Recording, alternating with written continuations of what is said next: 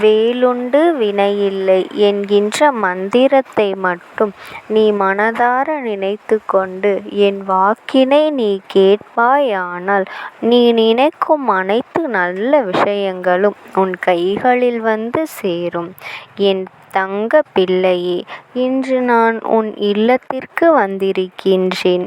உன் இல்லத்தில் இருக்கின்ற செய்வினையை எடுக்கத்தான் இந்த தந்தையானவன் உனக்காக வந்திருக்கின்றேன். என்னுடைய பசிக்கு இருக்கின்ற உணவினை எனக்கு உண்ணுவதற்கான வழிவகைகளை நீ செய்து கொடுப்பாயா, அல்லது என்னை அப்படியே நீ திருப்பி அனுப்பிவிடப் போகின்றாயா என்றுதான் உன்னிடத்தில் நான் கேட்க வந்திருக்கின்றேன். என் பிள்ளையே, இந்த தந்தையானவன் உன் இல்லத்தில் இருக்கின்ற ஒரு செய்வினையை எடுக்க வந்திருக்கின்றேன். என் குழந்தை, நீ மனது வைத்தால் மட்டும்தான் அதை என்னால் செய்ய முடியும். நீ இப்பொழுது வந்தாலும் என் இல்லத்தின் வாசலில் உனக்கான கதவு திறந்து இருக்கின்றது. நீ எதை பற்றியும் நினைக்காமல் என் இல்லத்தில் இருக்கின்ற அந்த செய்வினையை எடுத்துவிடு அப்பா என்று என் பிள்ளை நீ சொல்வது என் செவிகளுக்கு நிச்சயமாக கேட்கின்றது. என் குழந்தையே, நீ சொல்வதை சொல்லிவிட்டாய். ஆனால் சில விஷயங்களை நீ செய்தால் மட்டும்தான் என்னால் உள்ளே வர முடியும். ஏனென்றால் அந்த செய்வினை உள்ளே சில பெண்கள். அப்படியானால் இப்பொழுது என்னை உள்ளே வர நீ அனுமதிக்க வேண்டும். அதற்கு நான் சொல்கின்ற விஷயத்தை நீ செய்ய வேண்டும். இதை மட்டும் என் பிள்ளை நீ சரியாக செய்துவிட்டாயானால் உனக்கு நிச்சயமாக நான் உன் இல்லத்திற்குள் வந்து விடுவேன். அது மட்டும் அல்லாமல் அந்த செய்வினையை என்னுடைய பசிக்கு நான் இரையாக்கி விடுவேன் என்பதையும் உனக்கு ஆக்ரோஷமாக உன் அப்பன் நான் தெரிவித்து கொள்கின்றேன். என் பிள்ளையே, உன்னுடைய இல்லத்தில் செய்வினைகள் எப்படி நுழைந்தது என்று இப்பொழுது யோசிக்க தொடங்கிவிட்டாய் அல்லவா? என்ன நடந்து கொண்டிருக்கின்றது? என்ன விஷயம் இப்பொழுது நம் இல்லத்தில் இருக்கின்றது? என்ன பிரச்சனைகள் இப்பொழுது நம் வாழ்க்கையில் நடந்து கொண்டிருக்கின்றது என்று சற்று சிந்தித்து பார்த்தால் இதுவெல்லாம் எப்படி உன் இல்லத்திற்குள் வந்தது என்பதனை நீ நிச்சயமாக புரிந்து கொள்வாய். என் பிள்ளையே, செய்வினைகள் எல்லாம் அத்தனை சுலபமாக இல்லத்திற்குள் நுழைந்துவிட முடியாது. அதற்கு இடம் கொடுத்தால் மட்டும்தான் நுழையும். உன் இல்லத்தின் வாசலில் அதே நேரத்தில் தெய்வம் காவலுக்கு இல்லை என்பதுதான் உண்மை. அப்படியானால் நீ என்ன தவறை செய்தாய் என்று சற்று சிந்தித்து பார். உன் இல்லத்தின் வாசலில் தெய்வம் நிற்க முடியாதபடி சென்றதற்கான காரணம் என்ன என்பதை நீ தெரிந்து கொள். ஒருவேளை நீ இப்பொழுது என்னவெல்லாம் சிந்திக்கின்றாய் தெரியுமா? நம் வீட்டில் இருக்கின்ற பெண்கள் யாருக்கேனும் தீட்டாக இருந்து ஒருவேளை தெய்வம் வாசலில் நிற்கவில்லை என்று இதுவெல்லாம் ஒரு நாளும் காரணமாகாது. என் பிள்ளையே, எந்த நேரமாக இருந்தாலும் தெய்வத்திற்கு நீ பிள்ளைதான்.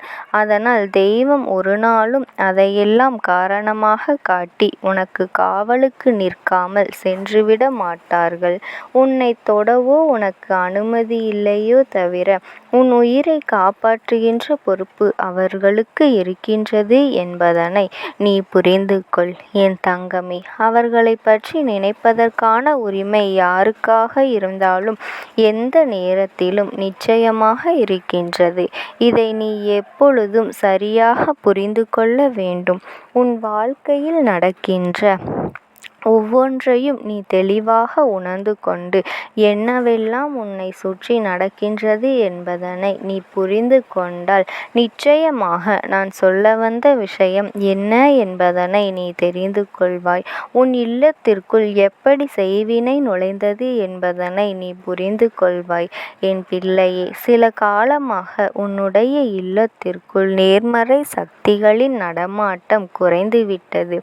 இல்லத்தில் பேசுகின்ற பேசுகின்ற தேவையற்ற வார்த்தைகளை எதிர்மறையான சிந்தனைகள் கொண்ட மனிதர்கள் அதிகமாக பேசுகின்ற கெட்ட வார்த்தைகள் என்று இவையெல்லாம் உன்னுடைய குடும்பத்தில் இருக்கின்ற அனைவரினுடைய மனநிலையிலும் சில எதிர்மறையான சக்திகளை உருவாக்கி இருக்கின்றது. உன் குடும்பத்தில் இருப்பவர்கள்தான் பேசுகின்றார்கள் என்று நான் சொல்லவில்லை.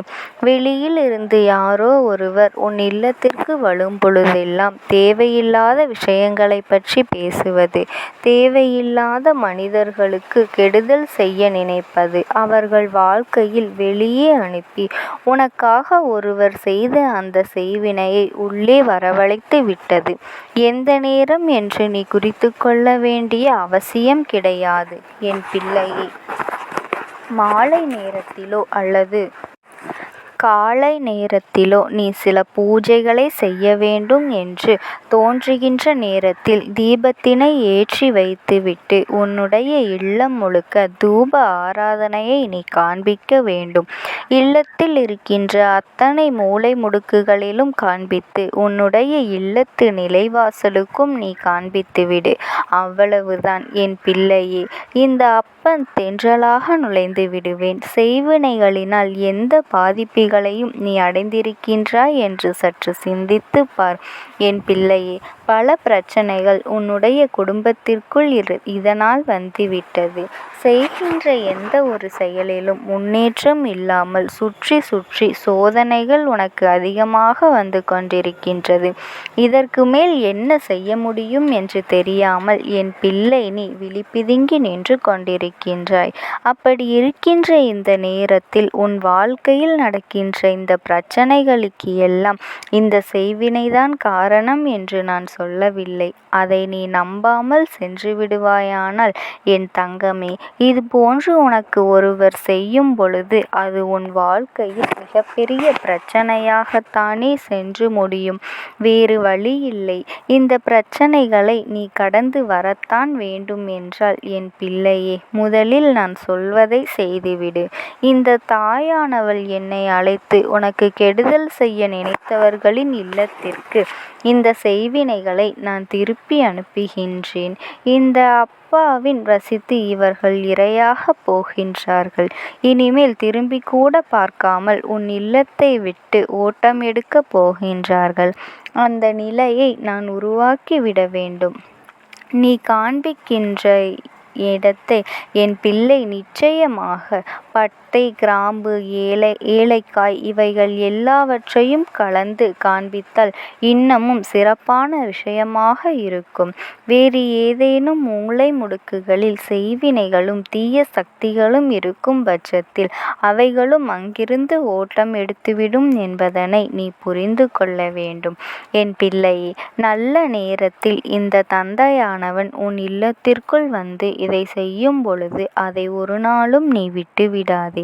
எல்லாம் உனக்கு நன்மைக்காகத்தான் நடக்கப் போகின்றது என்பதனை புரிந்து கொண்டு இந்த தந்தையின் வாக்கினை மதித்து இதனை நீ செய்தால் போதும். எல்லா சூழ்நிலைகளும் உன் வாழ்க்கையில் மாற வேண்டும். உன்னை சூழ்ந்திருக்கின்ற அத்தனை தீய விஷயங்களும் உன்னை விட்டு விலக வேண்டும். நடப்பவை எல்லாம் உன்னுடைய நன்மைக்காக மட்டுமே இருக்க வேண்டும். காரணம் எதுவும் இல்லாமல் இந்த வாழ்க்கையில் எந்த ஒரு விஷயத்தையும் பெற நினைக்காமல் காரணத்தோடு இந்த வாழ்க்கையை என் குழந்தை நீ பெற்றுக்கொள்ள வேண்டும். நிச்சயமாக நடக்கின்ற எல்லாம் உனக்கான நன்மைகளாக வந்து சேரும் என்பதை எந்த ஒரு மாற்று கருத்தும் கிடையாது. என் பிள்ளைக்கு நடக்கவிருக்கின்ற அத்தனை நன்மைகளும் இனிமேல் தொடர்ந்து உனக்கு நடந்து கொண்டே இருக்கும் என்பதனை நீ புரிந்து கொள்வாய். இந்த அப்பா என்னவெல்லாம் செய்ய போகின்றார், இனி உன் இல்லத்தில் என்னென்ன மாற்றங்கள் நடக்கப் போகின்றது என்பதனை நீ கண்கூடாக காணப்போகின்றாய் என் தங்கமே. இனிமே வெள்ளிக்கிழமைகளில் வாசல் தெளிக்கும் பொழுது மஞ்சளும் வேப்பிலையும் கலந்த நீரில் நீ தெளித்து வா. அதுவும் இனி வரப்போகின்ற நடந்து கொண்டிருக்கின்ற ஆடி மாதம் முழுக்க இதனை நீ செய்து கொண்டே வா. நிச்சயமாக உன் இல்லத்திற்குள் எந்த தீவினைகளும் நெருங்க முடியாது. நல்ல விஷயங்கள் ஒவ்வொன்றும் உனக்கு வாழ்க்கையில் தொடர்ச்சியாக நடக்கும். எல்லாவற்றையும் உன்னால் தெளிவாக புரிந்து கொள்ள முடியும். நல்ல நேரம் என் பிள்ளைக்கு இனி இந்த வாழ்க்கையில் வந்துவிட்டது. நல்ல சூழ்நிலைகள் உனக்கு சந்தோஷமும் என் பிள்ளைக்கு கொடுத்து கொண்டிருக்கின்றது. இனிமேல் நடக்கவிருக்கின்ற எதுவாக இருந்தாலும் உனக்கான சந்தோஷம் என்ன என்பதனை நீ புரிந்து கொண்டால் போதும். மாற்றங்கள் வருகின்ற நேரம் என் பிள்ளைக்கான சந்தோஷங்களும் இனிமேல் தொடர்ச்சியாக கிடைத்து கொண்டே இருக்க, இந்த தீய சக்திகளை விரட்டியடித்து உனக்கான மனநிம்மதியான வாழ்க்கையை நான் கொடுக்கப் போகின்றேன். என் மீது நம்பிக்கை இருந்தால் மட்டும் நீ இதனை செய்தால் போதும். இல்லை என்றால் விட்டு எப்பொழுதும் போல உன்னுடைய வேலைகளை நீ செய்து கொண்டே இரு. உன் இல்லத்தில் இருக்கின்ற செய்வினைகள் உன்னை ஆட்சி செய்து கொண்டே இருக்கும். என் பிள்ளையே, உனக்கு நம்பிக்கை இருந்தாலும் இல்லாவிட்டாலும் நான் சொல்வது போல தூபத்தை நீ உன் இல்லம் முழுக்க போட்டுப்பார். நிச்சயமாக உனக்கே மனதிற்குள் இருக்கின்ற எதிர்மறை சக்திகள் எல்லாம் வெளியேறி ஒரு நேர்மறையான எண்ணங்கள் உருவாகும். அது உன்னால் புரிந்து கொள்ளும் பொழுது நிச்சயமாக இந்த தந்தையானவன் எனக்கு நீ நன்றி சொல்வாய். என் அன்பு குழந்தைக்கு என்னுடைய ஆசீர்வாதங்கள் எப்பொழுதும் முழுமையாக கிடைக்கும். உன்னுடைய ஆத்மாவானது சில நாட்களாகவே உன் இல்லத்தை சுற்றி வருகின்றது. இந்த அம்மா அதனை கண்டுவிட்ட பிறகு, எதற்கு இங்கே சுற்றி கொண்டிருக்கின்றாய்? நீ இருக்க வேண்டிய இடத்தில்தானே இருக்க வேண்டும். என் பிள்ளையின் வீட்டில் உனக்கு என்ன வேலை என்று கேட்ட பொழுதுதான் அந்த ஆத்மா என்னிடத்தில் சொன்ன விஷயம், எனக்கும் என்னிடத்தில் இருக்க வேண்டும் என்றுதான் ஆசையாக இருக்கின்றது. ஆனால் சில விஷயங்கள் என்னை அங்கே செல்ல விடாமல் தடுத்து கொண்டு இருக்கின்றது. எனக்கு என்னுடைய குடும்பத்தில் இருக்கின்றவர்களிடம் பேசியாக வேண்டும். என் மனதில் தோன்றுகின்ற சில விஷயங்களை அவர்களிடத்தில் சொல்லிவிட்டால் நான் மனநிறைவோடு இங்கிருந்து சென்று விடுவேன். சில விஷயங்களை நான் அவர்களோடு பகிர்ந்து கொள்ளாமல் விட்டுவிட்டேன். அதற்கு சரியான நேரம் இப்பொழுது வந்திருக்கின்றது. இப்பொழுதும் சொல்லாமல் நான் சென்று விட்டால் இனி காலம் முழுவதும் என்னால் அவர்களிடத்தில் சொல்லிவிட முடியாது. இதற்கு நீங்கள்தான் துணையாக நிற்க வேண்டும் அம்மா என்று என்னிடத்தில் வாய்ப்பினை ஏற்படுத்தி கொடுக்க வேண்டும் என்று கேட்டது. என் தங்க குழந்தையே, இப்படி இருக்கும் பொழுது அவர்களிடத்தில் சொல்லிவிட முடியாது. அந்த வாய்ப்பினை ஏற்படுத்தி கொடுத்து என் வீட்டில் உள்ளவர்களிடம் பேச வைக்க வேண்டும் என்று என்னிடத்தில் கோரிக்கை வைத்தது. என் தங்கமே, இப்படி மனதிலே எந்த கெட்ட எண்ணங்களும் இல்லாமல் உன் குடும்பத்திற்காக பேச வேண்டும் என்று கேட்ட ஆத்மாவிற்கு நான் அந்த வாய்ப்பு வழங்குவது தானே முறையாக இருக்கும். அதனால் இந்த அம்மா அந்த ஆத்மாவிற்கு அந்த வாய்ப்பினை கொடுக்க முடிவுகள் செய்து இப்பொழுது உன்னோடு பேசுவதற்காக வரவழைத்திருக்கின்றேன். என் பிள்ளையே, அந்த ஆத்மாவானது உன்னிடத்திலே என்ன பேசுகின்றார்கள் என்பதனை நான் என் மூலமாக உன்னிடத்தில் பேசி சொல்கின்றேன். இந்த அம்மாவிடத்திலிருந்து தான் அவர்கள் மனதில் பேச நினைப்பதை எல்லாம் பேச முடியும். என் தங்கமே, நேரடியாக ஒரு ஆத்மாவின் குரலை உன்னால் அத்தனை சுலபமாகவெல்லாம் கேட்டுவிட முடியாது. இந்த அம்மா அதற்காகத்தான் இன்று இந்த உதவியை செய்கின்றேன். என் குடும்பத்தில் இருக்கின்றவர்களிடம் பேச வந்திருக்கின்றேன். உங்கள் எல்லோரையும் நான் இனி காணவே முடியாது என்பதனை நான் உணர்ந்து கொண்டேன். என் வாழ்க்கையில் நிறைவாக இருந்து என்னால் உங்களுக்கு கஷ்டங்கள் வந்தாலும் உங்களால் எனக்கு எந்த கஷ்டங்களும் இதுநாள் வரையிலும் வந்தது கிடையாது. நான் நினைத்தது போல இந்த வாழ்க்கையை அத்தனை சந்தோஷமாக வாழ்ந்து கொண்டுதான் இருந்தேன். என் குடும்பத்தில் இருக்கின்றவர்களிடம் பேச வந்திருக்கின்றேன். உங்கள் எல்லோரையும் இனி நான் காணவே முடியாது என்பதனை நான் உணர்ந்து கொண்டேன். உங்களோடு இருந்த இந்த காலகட்டம் குறைவாக இருந்தாலும் எனக்கு கிடைத்த சந்தோஷங்களும் மகிழ்ச்சியும் ஏராளமாக இருந்தது. அதனால் எனக்கு எந்த ஒரு கவலையும் இதுவரையில் இருந்ததே கிடையாது. நான் நினைத்தது போல இந்த வாழ்க்கையை நான் சந்தோஷமாகத்தான் வாழ்ந்து கொண்டு இருந்தேன். ஆனால் இவ்வளவு காலம் எனக்கு சீக்கிரமாக என்னுடைய ஆயுள் முடிந்துவிடும் என்று எனக்கு முன்பே தெரியாது. அது தெரிந்திருந்தால் நிச்சயமாக என் மனதில் இருக்கின்ற அத்தனை விஷயங்களையும் நான் உங்களிடத்தில் சொல்லியிருப்பேன். ஆனால் எல்லோரும் நினைப்பது போலத்தானே நானும் நினைத்திருந்தேன். எனக்கும் இந்த உலகத்தை விட்டு செல்ல வேண்டும் என்ற ஆசை கிடையாது. மற்றவர்கள் சொல்வது போல எதற்காக பிறந்தோம், நாம் ஏன் பிறந்தோம் என்று ஒரு நாளும் நான் நினைத்தது கிடையாது. வாழ வேண்டும் என்றுதான் ஆசைப்பட்டேன். என்னுடைய ஆசைகள் எல்லாம் நிராசையாகும்படி இந்த உலகத்தில் விட்டு செல்ல வேண்டிய காலகட்டம் கட்டாயம் வந்துவிட்டது. என்னுடைய கடமை இங்கே சரியாக முடிவதற்கு வந்துவிட்டது. இன்று நான் உங்களோடு பேச வந்ததற்கு முக்கியமான காரணம், சில விஷயங்களை எல்லாம் உங்களோடு சொல்லாமல் விட்டுவிட்டேன். எப்படி நடக்கும் என்று தெரியாமல் நான் சில விஷயங்களை செய்தும் முடித்துவிட்டேன். அதற்காக உங்களிடத்தில் நான் மன்னிப்பு கேட்டுக்கொள்கின்றேன். இதை உங்களிடத்தில் பகிர்ந்து கொள்ள வேண்டும் என்றுதான் இன்று நான் வந்திருக்கின்றேன். உங்களை நான் மனதார வணங்குகின்றேன். இந்த வாய்ப்பினை நான் சரியாக பயன்படுத்தி கொள்ள விரும்புகின்றேன். அதனால்தான் என் மனதில் இருக்கின்ற விஷயங்கள் எல்லாம் நான் சொல்லிவிடுகின்றேன். சிறிது நேரம் அமைதியாக அமர்ந்து என்னுடைய வார்த்தைகளை கேட்டாலே போதும். என்னுடைய அன்பினை புரிந்து கொண்டு அதுவே எனக்கு போதும். நான் நிச்சயமாக இங்கிருந்து நல்லபடியாக சென்று விடுவேன். இன்று உங்களோடு பேச வந்ததற்கு ஒரு முக்கியமான காரணம், நான் சில விஷயங்களை சொல்லாமல் விட்டுவிட்டேன். இப்படி நடக்கும் என்று எனக்கு ஒரு நாளும் தெரியாமல் சில விஷயங்களை செய்துவிட்டேன். அதை உங்களிடத்தில் பகிர்ந்து கொள்ளத்தான் வந்திருக்கின்றேன். என் மனதில் நினைக்கின்ற விஷயம் என்ன தெரியுமா? நான் உங்களை நன்றாக பார்த்து கொள்ள வேண்டும்.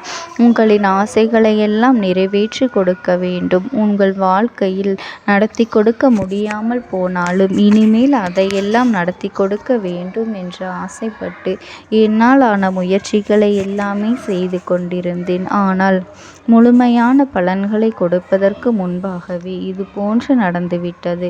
அதனால் நான் ஏதேனும் குற்றம் குறைகள் செய்திருந்தாலும், ஏதேனும் உங்களுக்கு மனதிற்குள் கஷ்டத்தை தந்திருந்தாலும் என்னை மன்னித்து விடுங்கள். நான் எப்பொழுதும் உங்கள் மீது உண்மையான அன்பினைத்தான் வைத்து கொண்டிருக்கின்றேன்.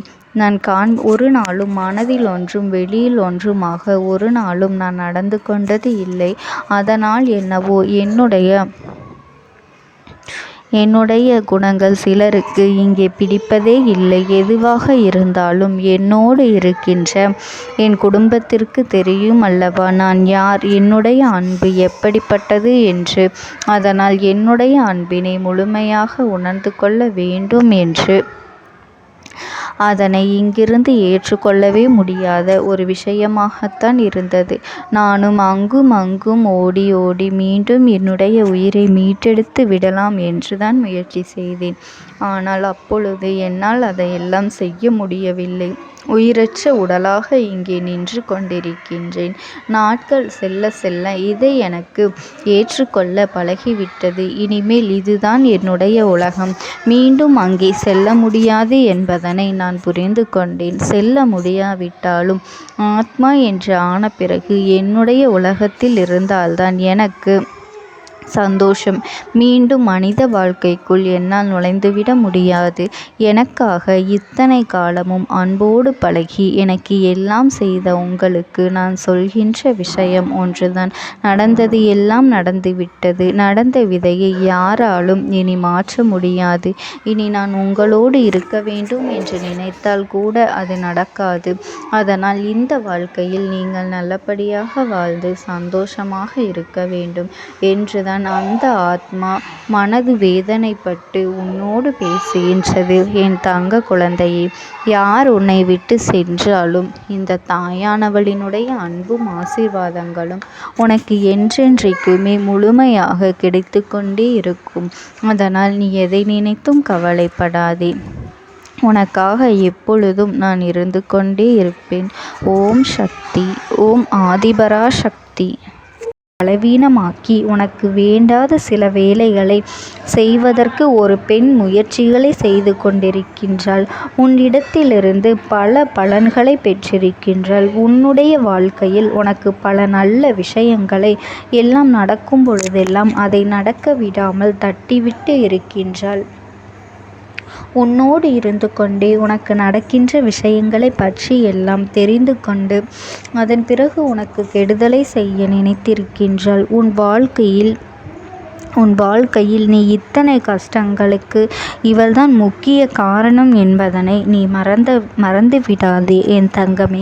இவள் யார் என்று நீ தெரிந்து கொள்ள வேண்டிய நேரம் இப்பொழுது வந்துவிட்டது என் தங்கமே. முதலில் ஒரு விஷயத்தை நீ தெளிவாக புரிந்து கொள்ள வேண்டும். உன்னோடு இருப்பவர்கள் எல்லோருமே நல்லவர்கள் என்று எண்ணி நீ ஏமாந்து போய் நிற்கின்றாய் அல்லவா? உன்னுடைய அன்பான குணத்தை அவர்கள் தனக்கு சாதகமாக பயன்படுத்தி கொண்டதே. இனிமேலாவது அவர்களை நீ தெரிந்து கொள்ள வேண்டும். நீ கண்ணீர் சிந்துகின்ற நேரத்தில் அவர்கள் கண்ணீரை துடைப்பதற்கு கூட அவர்கள் அங்கு தயாராக இல்லை என்பதனை நீ மறந்துவிடாதே.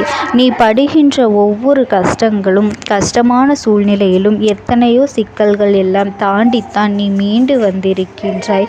அப்படி மீண்டு வரும்பொழுதெல்லாம் உனக்கு மீண்டும் அதே போல கஷ்டத்தை திருப்பிக் கொடுக்கத்தான் அவர்கள் தயாராக இருக்கின்றார்களே தவிர உன்னை அதிலிருந்து மீட்டெடுப்பது அவர்கள் ஒரு பொழுதும் தயாராக இல்லை என் தங்க பிள்ளையே.